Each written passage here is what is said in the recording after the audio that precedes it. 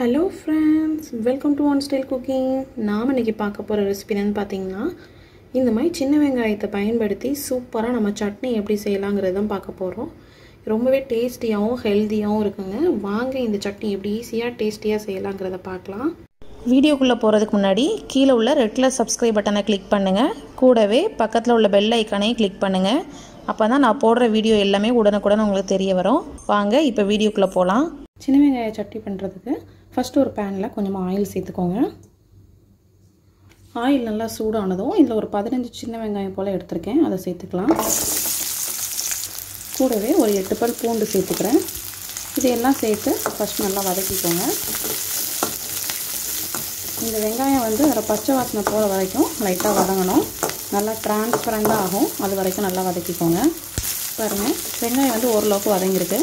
இந்த ஸ்டேஜ்ல காரத்துக்கு தேவையான அளவு காஞ்ச மிளகாய் சேர்த்துக்கலாம். நான் வந்து ஒரு 4 காஞ்ச மிளகாய் சேர்த்திருக்கேன்.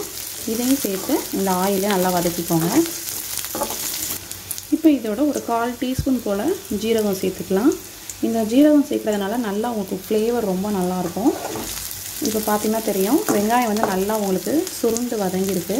தக்காளி ஆட் பண்ணிக்கலாம். கூடவே உப்பு சேர்த்துக்கோங்க.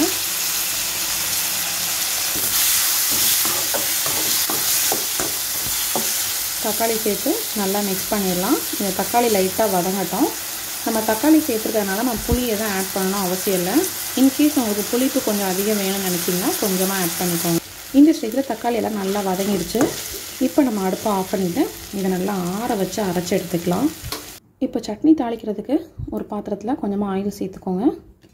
ஆயில் நல்லா சூடானதும் கொஞ்சமாக கடுகு உளுந்தம் பருப்பு சேர்த்துக்கலாம்.